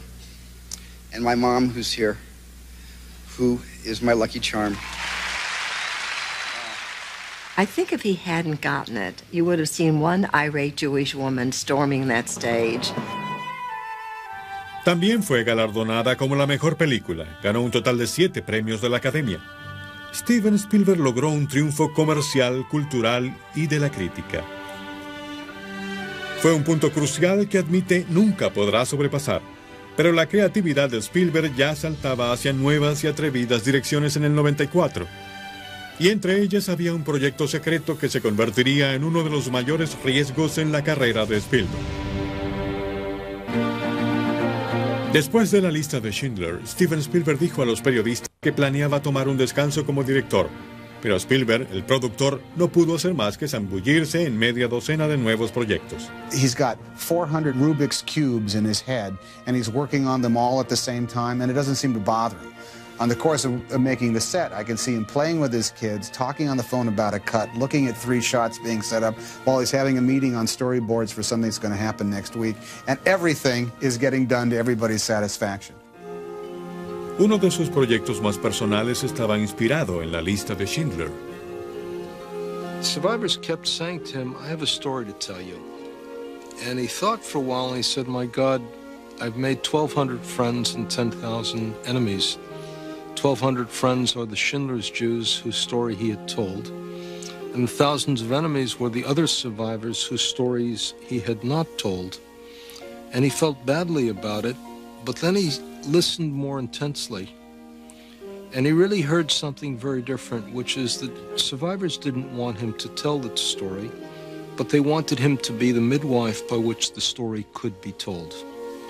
What he did was to start the Survivors of the Shoah Visual History Foundation. As of the spring of 1998, we've interviewed 44,000 survivors in 30 languages in 52 countries. And what this essentially is Henry has just given 2 to 5 hours of testimony about what happened to him in the Holocaust. Before the Holocaust, what was his life like? What was the life like during it? Who did he lose? Who survived? 25 años atrás, Steven Spielberg prometió a su antiguo protector Chuck Silvers que una vez alcanzado el éxito, lo retribuiría. Fue una promesa que mantuvo. Spielberg fundó un estudio de grabación en USC, una de las escuelas que lo rechazó en los 60. Financió una sala pediátrica en Los Ángeles y ayudó a lanzar la fundación Starbright, una red de computación que permite a los niños hospitalizados a través del país jugar y hablar entre ellos. Maybe it's just for an hour during the day, but for that hour, they can escape from their pain and their reality to a place where anything can happen. Spielberg siempre mantuvo su dinero y energía alejados del financiamiento de películas, pero eso cambió en 1994 cuando colocó millones en un proyecto que requirió una inversión semejante de coraje. The creation of DreamWorks is not courage, it's insanity. El 12 de octubre del 94, Spielberg, su amigo Jeffrey Katzenberg y el productor David Geffen anunciaron la fundación de DreamWorks, un nuevo estudio en Hollywood, algo que no se había hecho en 60 años. Hollywood movie studios were at their zenith when they were driven by point of view and personalities. Together with Jeffrey and David, I want to create a place driven by ideas and the people who have them. Steven was very clear in saying, I will not do this unless Katie is 101% for it, because it's very important to me that I be a good father and a good husband, and I'm not going to sacrifice that. She said to me, she said, Jeffrey, here's the deal. You can have him after he takes the kids to school, and you better deliver him back here at 5:30 at night. And what you do with him in between, have a great time. I hope you guys have a real big success and a lot of fun doing it. But you leave him alone. Después de dirigir El Mundo Perdido, una continuación de Parque Jurásico, Spielberg se concentró en su primera película para DreamWorks. Como la lista de Schindler sería ambiciosa y tomada de la historia. He will break loose his chains. He will decimate his enemies. He will try and try and try against all odds, against all prejudices, to get home. Amistad se basó en una rebelión de esclavos en 1839. La productora Debbie Allen había dedicado una década a este proyecto.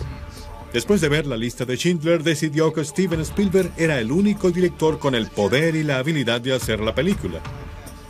Think about stories and think about family and jokes and funny things that might have happened where your farms were, where you lived, the villages you lived in. And all those things will help paint a very wonderful picture of this extended family. Amistad estuvo entre las películas más esperadas de 1997. Ganó una nominación al Oscar para Anthony Hopkins como el expresidente John Quincy Adams. y elogios para el recién llegado Djimon Hounsou como Zinke, el líder africano. I will call into the past and beg my ancestors to come and help me. For at this moment, I am the whole reason they have existed at all. Pero el lanzamiento de Amistad fue enlodado en la controversia cuando un escritor demandó a Spielberg afirmando que el libro había sido plagiado. Un juez falló a favor de Spielberg, pero la película fue un fracaso comercial. 1997 también fue ensombrecido por el acoso de un delincuente que fue arrestado y condenado de 25 años a cadena perpetua.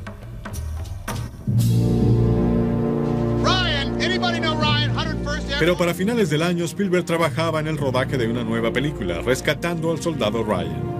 Un drama de la Segunda Guerra Mundial acerca del rescate de un joven soldado en medio del caos del día D. El protagonista era amigo de Spielberg, Tom Hanks.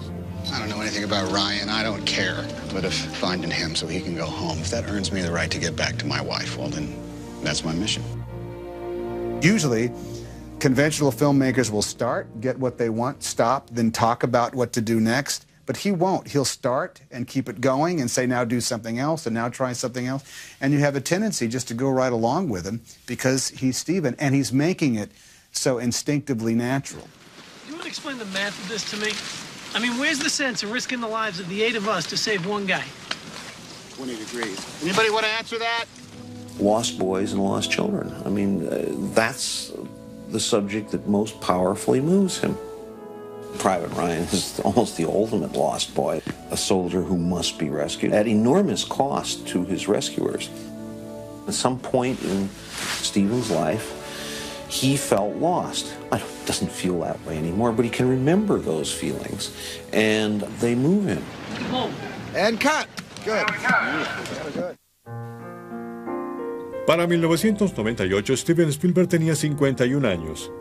El hombre considerado por los críticos como el eterno niño del cine, al final se había ganado el respeto como un cineasta adulto y maduro. Spielberg también aprendió a combinar su pasión por el cine con una vida familiar apasionada junto a su esposa y 7 hijos. He's so into his children, more than a film director, more than anything. I mean, he's the carpooler. So he cooks breakfast. I said, Steve, you don't cook. He does. Rag on Steven goes, hey, Steven, you're going to gotta get a bigger car because, you know what, you got too many kids to fit in the van now. You don't have enough seats, you know. The baby seats alone are going to take up too much space. I think the thing that would be most surprising about Steven to the world would be how easily he gets his feelings hurt. You know, you think he's this guy who doesn't worry about the opening of their movie or get hurt with, a sentence in a review or someone who didn't talk to him long enough at a party or didn't say hi to him. He's such a bad actor. It's what I love about him. He wears all of his emotions on his sleeve. What you see is what you get. Ladies and gentlemen, Steven Spielberg. Spielberg compartió algunas de estas emociones la noche en que recibió el prestigioso premio del Instituto Americano de Cine por la obra de una vida. Uno de los momentos culminantes de la ocasión fue el tributo que rindió a sus padres, Arnold Spielberg y Leah Adler. You know, growing up was frustrating for me, because it is, I think, for most kids. But thank you for letting me own that experience. Thanks for giving me the chance to answer some of my own questions,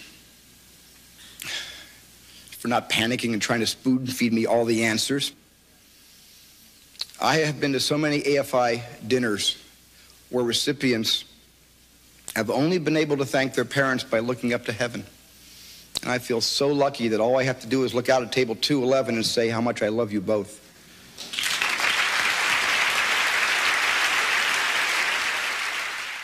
Oh, boy. I'm so proud of him. It's amazing. You know, thank God you didn't become an engineer, Steve. You'd have been a mediocre engineer, and now you're a great filmmaker. Who needs to be an engineer? I'll be the engineer. I'm a pretty good engineer, so I'll take that part. You take the filmmaking. That's how I feel. Hoy, la visión creativa de Steven Spielberg permanece tan ambiciosa como lo fue hace 4 décadas, cuando un joven cineasta puso en escena espectáculos de guerra y ataques extraterrestres en el desierto de Arizona. A través de las imágenes del cine, un muchacho perdido se encontró consigo mismo y dejó atrás la soledad para convertirse en el más celebrado cuentahistorias cinematográficas de su época. Pero luego ganaron.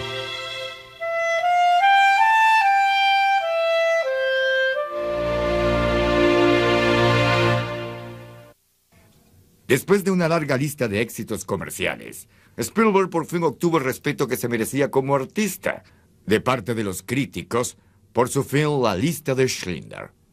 Fue escogida por el Instituto de Cine Norteamericano como una de las 100 mejores películas filmadas en Estados Unidos. Pero a tan solo unas semanas de publicación de esa lista, el estreno de Salvando al Soldado Ryan hizo que los críticos y estudiosos buscaran más sinónimos a los halagos que ya le habían hecho a Steven Spielberg.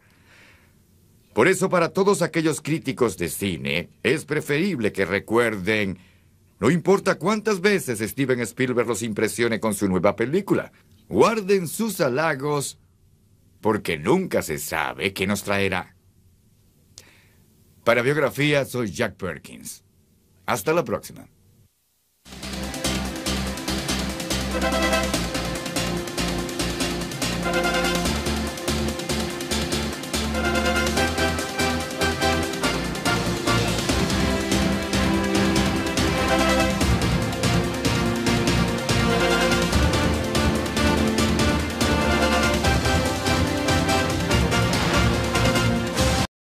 Ambas los rechazaron.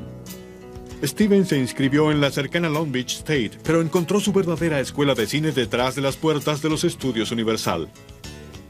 He got on the lot, I believe, through the good graces of one of the guards. I'm told he even somehow set up an office and all that sort of thing. While I've never seen it, I don't disbelieve it. A couple of directors would say, well, how would you shoot this scene? And Steve would take a crack at it. And he used to tell me, I've given good ideas to the monkeys, and I don't get any appreciation for it. He actually gave them skid ideas, you know what I mean? Steven también estudió el trabajo de sus compañeros, una nueva generación de directores de cine que incluía a Martin Scorsese y Francis Ford Coppola. Un día Steven vio la película de un estudiante y afirmaría que le produjo muchos celos. Su director era un estudiante de USC llamado George Lucas. At that point, it was very hard for people on the outside of the film business to get into it and to make movies. And so I think a lot of us helped and encouraged each other. A lot has been said about us being competitive and everything, and I never noticed anybody being competitive. I mean, there was a friendly kind of competition of, we always hoped we would make the best movie, but we were always willing to help each other make the best movie. The big thing these guys brought to the party, Steven and George and Martin Scorsese, was a sort of exuberant regard for a certain kind of movie of the past. They were hip. They were extraordinarily knowledgeable historically about movies. Steven deseaba apasionadamente hacer una película que mostrara a la industria del cine. Su primer intento fue un drama corto sobre ciclismo. Pero el mal tiempo y la falta de recursos acabaron con el proyecto. Sin perder el ánimo, Steven escribió un nuevo guión más sencillo. Y en 1968, a los 21 años, Steven Spielberg hizo la película que se convertiría en su boleto a Hollywood. Amblin was something that he wrote very quickly. This is a topic of a straight-laced man who has the subculture identity, and he doesn't know which one he really lives in. Is it the one that's going to go for the books and go to school, or is it the guy who's the free-wheeling guy on the road? If I look at Steve now and look back, that there's quite a bit of that in him. One morning, I got a phone call from Steve, and he said, I've made a film, and I'd like to show it to you. And I'll be very honest with you. When it came down to the end, I found tears in my eyes. Sid Sheinberg was the head of television production. So I called his office and I said, I have a 26-minute film here that you must see. You've got to see it tonight because somebody else is liable to see it tomorrow. It had an enormous amount of heart and sensitivity to it. And I really thought it was quite terrific. Gracias a Amblin y a Chuck Silver, Spielberg recibió la llamada que esperaba. En el otoño... One night we had a chamber music concert in the house, and I guess the violins had gotten to this infant. He was so hysterical, he had to be sedated. And for a long time, I couldn't practice piano anymore. The minute he would hear a note of music, he'd start to cry. He was a problem baby. It was hard to get him to sleep. It was hard to get him to put to bed. He was very curious about everything. He had great big ears. His head grew around to fit the ears, you know. But he was a cute little kid. Steven Spielberg heredaría la pasión de su madre por el drama y la fascinación de su padre por la tecnología. También tendría la pasión por el trabajo de Arnold. He was into everything. He darted around, tasting and feeling, and then dropping it and going on to something else. En 1949, cuando Steven tenía 2 años y medio, la familia se mudó de Cincinnati a Camden, Nueva Jersey, donde Arnold fue empleado por la RCA como ingeniero de sistemas. La mudanza fue la primera de muchas que perturbarían el crecimiento de Steven durante los siguientes 15 años. Más tarde diría, justo cuando me acostumbraba a un colegio, a un profesor y a un mejor amigo, el cartel de "Se vende" aparecía clavado en el jardín del frente. Pero durante el tiempo en Nueva Jersey, Steven descubriría lo que sustituiría a las amistades cercanas durante su niñez. A los 5 años vería su primera película, El mayor espectáculo del mundo, de Cecil B. DeMille. Al principio fue un desengaño, esperaba un circo verdadero. Pero las imágenes de la película ardían en su cerebro. Y mientras crecía, se inspiraba en el mundo de fantasía de las películas, la televisión y la ciencia ficción. Adquirió un conocimiento enciclopédico de sus imágenes que relacionaba con sus historias de extraterrestres y desterrados. He was not a macho guy and not athletic. Steve turned inward, tapped inside. Steven creció principalmente en vecindarios cristianos, por lo que luchaba contra sus orígenes judíos, pues sentía que los separaban de sus amigos. Posteriormente admitiría, estaba avergonzado de ser judío, pero Steven prestaba atención a las historias que escuchaba sobre los judíos y el Holocausto. My mother used to teach English to the survivors, and so Steve was exposed to this whole group of survivors from the time he was a child. He told the story of a man showing him the number on his arm and showing him this is a 6 and if I turn my arm it's a 9. Para 1956, 3 hijas habían completado la familia, Susan, Nancy y Anne. Los sentimientos de Steven por sus hermanas eran una mezcla de amor y resentimiento, en parte por ser el único niño en una casa llena de niñas. He had 2 definite sides of his personality. It was a real Jekyll Hyde there. He was both my best friend, then on any occasion where he felt that I had done something to him, he would wait until Saturday when everybody left the house, and that would be the "I'm going to beat you up" day. But he gave you warning all week. He would say, just wait till Saturday. Just you wait until Saturday. He had incredible talent for torture, torturing the sisters. Nancy, his youngest sister, had gotten a doll for Hanukkah. And he knocked on Nancy's door of her room with this platter, my china platter, the doll's head on a...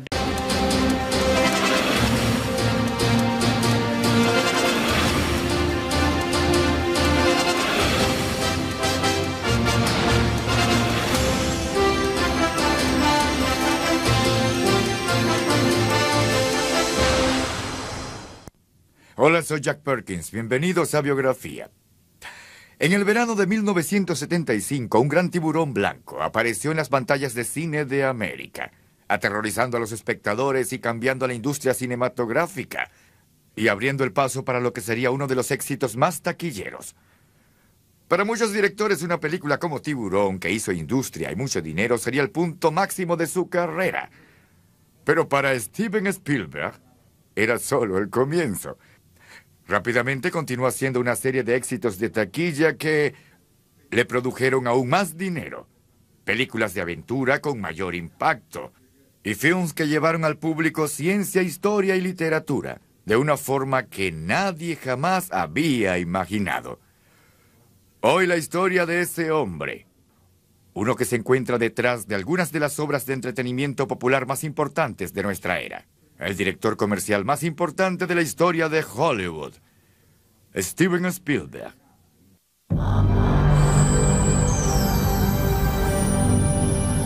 He has a willingness, and he has an obsession. People in this world get very excited when Steven puts out a movie because it's an event. There's probably a lot more Steven in his movies than he would like to admit. Clear background, please. Guys, places, please.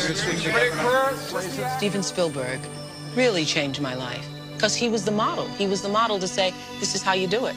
This is how you do it. And action.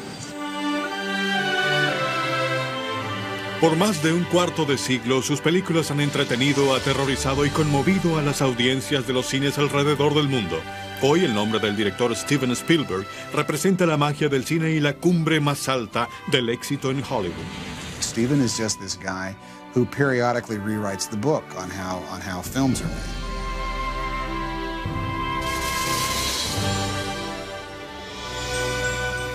Pero de niño, Steven peleó contra la inseguridad y la soledad.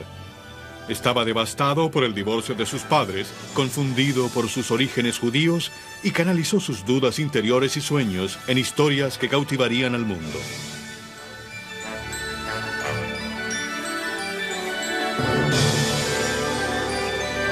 Steven Spielberg, un imperio de sueños. I told Steve, if I had known how famous he was going to be, I would have had my uterus bronzed. Steven Alan Spielberg hizo su premier mundial el 18 de diciembre de 1946 en el Hospital Judío de Cincinnati, Ohio. Fue el primero de 4 hijos de Arnold y Leah Spielberg. Arnold sirvió en la Segunda Guerra Mundial como operador de radio de la Fuerza Aérea en Vermont, y las dramáticas historias de sus aventuras en tiempos de guerra más tarde encenderían la imaginación de su hijo. Después de la guerra, Arnold trabajó en el nuevo campo de la ingeniería de la computación que con frecuencia lo llevaba fuera de la confortable casa de los Spielberg en los suburbios. Leah, la madre de Spielberg, era divertida y extrovertida, amante de las artes y talentosa pianista. Menos del tercer tipo. Firelight was a piece of blue gel in between 2 glass plates with Vaseline, which he would rub together like that and shoot the camera through it, and that would give a swirling effect. He wanted an explosion in a pressure cooker, whatever that means, I don't know. I had to go to the store and buy cherries, canned cherries and heavy syrup. And I'm an obedient person, and I opened all the cans, like 12 cans of big cherries. He had everything ready, and at the given sign, I hurled the contents all on my beautiful ash cabinets, and as they very slowly oozed, he's filming, okay? Lived in that house 8 years. Every morning, did the same thing. Came out, took a sponge, and got all the cherry. It never stopped seeping. El 24 de marzo de 1964 se estrenó Firelights en un cine del centro de Phoenix que Steven y Leah habían rentado para la ocasión. En su única presentación, Firelights recobró todo su costo de producción, $600. Poco después del rodaje de la película, Steven hizo un viaje a Hollywood para ver más de cerca el imperio del que soñaba formar parte. En un descanso de la escuela visitó Los Ángeles y los estudios Universal. Allí conoció al librero del estudio, Chuck Silvers, y el resultado fue una amistad que cambiaría la vida de Spielberg. There was this scrawny little kid, and he was Mr. Excitement himself. And it took maybe about 5 minutes for me to realize I wasn't talking to just an ordinary kid. Ese verano, con la ayuda de Chuck Silvers, Steven consiguió un empleo en los estudios Universal como pasante no remunerado. Durante 3 meses recorrió el lugar conociendo estrellas y visitando todo departamento que lo dejara. I've heard that on occasion he would actually sleep in one of the rooms there. Pero la confianza de Steven estaba a punto de sufrir una dolorosa caída. En 1964 los Spielberg se mudaron de nuevo, esta vez a Saratoga, al norte de California, y por lo tanto Steven comenzó el nuevo año en la secundaria de Saratoga, una escuela conservadora con pocos estudiantes judíos. Fue una época desdichada que Steven posteriormente llamaría infierno en la tierra. He was not accepted. It was pointed out that he was Jewish in a negative way. They mussed him up a little bit. I remember Steve sitting there on the patio just bouncing the ball like that, sort of like, what am I doing with myself? What am I going to do? El mundo de Steven Spielberg estaba a punto de ser sacudido por un golpe personal aún mayor, pero justo después llegaría un golpe de suerte que cambiaría su vida y su futuro en el mundo del cine. Steven Spielberg se graduó en la secundaria de Saratoga en 1965, pero su escape de la odiada escuela fue una victoria vivida por poco tiempo. Ese mismo mes, Arnold, el padre de Steven, dejó la casa al norte de California y se mudó a Los Ángeles. Arnold y Leah Spielberg se divorciaron el año siguiente. Steve and I think he was mad at me, first of all, for getting divorced. That's number one. Mad at his dad for abandoning his mother. Whether it was true or not, that was his conception. Estaba en curso la guerra de Vietnam y Steven sabía que era el blanco perfecto para la recluta. Para ser exceptuado, volvió a los estudios y se inscribió en las dos mejores escuelas de cine, USC y UCLA. Bed of lettuce, garnished with tomatoes. I mean, that's terrible. That's sick. But the moment that was over, it was as if a big cloud had gone away, and it was like, okay, now what should we play? And what do we play always had to do with making up a story. One of the earliest stories he ever told me, which gave me recurring nightmares, was about the moon. And that the moon was a living thing, and that it would come down to Earth and be right outside my window anytime I opened the door. Which is amazing, because in Close Encounters, there's a scene where from the mothership sends all these spaceships down, and the kid opens the door, and there is light all around and things trying to get in. And I think that these are the themes that he carried with him. En 1957, Spielberg se mudó de nuevo a Phoenix, Arizona, donde Arnold trabajaba otra vez para General Electric. Pero una nueva casa no pudo detener la creciente tensión en el matrimonio de Leah y Arnold, algo de lo que Steven estaba amargamente consciente. Pero durante sus 7 años en Phoenix, Steven Spielberg encontró lo que posteriormente llamaría su primer hogar verdadero. También encontró su futuro. We used to go on camping trips, we used to go on picnics, and I would have a habit of cranking down the window and taking my camera and just panning, the landscape as the cars flew by. Steve couldn't stand it. He said, "Dad, I'm tired of you taking landscapes flying by the car. Let me have the camera, will you?" So I'd let him take the camera, and he filmed our camping adventure. And it was good. There was a lot of creativity there. He used slow motion, fast motion, turn his camera upside down. He would take all sorts of different pictures and study after he came out. So I thought to myself, boy, he doesn't care how much money he's spending, but boy, he's learning. Steve just filmed constantly. Steve was not interested in school. I made up medical terms that he had, and then we would go out in the desert and do films. Inspirado por el puente sobre el río Kwai, la visión épica de algunos realizadores como David Lean, Steven decidió a los 13 años hacer una película sobre la Segunda Guerra Mundial. En Escuadrón de Lucha, de 20 minutos, él mezcla de manera ingeniosa el documental con la película realizada por Steven en el aeropuerto de Phoenix. They let one kid in the cockpit with a helmet on, pretending to fly the plane, pulling his stick and making faces like that, and like he's being shot at. And then Steve would take the camera and tilt it like that, and then he'd take it up and tilt it like that. And he literally imitated the plane's motion. Aunque Arnold apoyaba las realizaciones cinematográficas de Steven, había fricción entre padre e hijo. They were not close when Steve was younger. Arnold couldn't get Steve to buckle down, and he was disappointed in him, I think, as a child. I mean, I think he thought Steve would never amount to anything. Well, I wanted him to be an engineer, which he never wanted to be. So that was bad. He used to be mad at me for wanting him to be an engineer because he hated math, he hated science. He'd come to me, "Dad, I got to write this chemistry experiment up. How am I going to do that?" I said, "Well, I think the experiment went like this, Steve." So I'd write it up for him. I'd show him what would have come from this kind of a result. He'd have the paper and get a D. He said, "Dad, you flunked." La siguiente película de Steven fue la historia de la Segunda Guerra Mundial, Escape a la Nada, que le proporcionó su primera reseña de prensa fuera del vecindario, al ganar el primer premio en un concurso estatal. Estimulado por el éxito, Steven, de 16 años, fue más allá e hizo su primer largometraje, el drama de ciencia ficción Firelights, que sería el primer borrador de Encuentros Cercanos.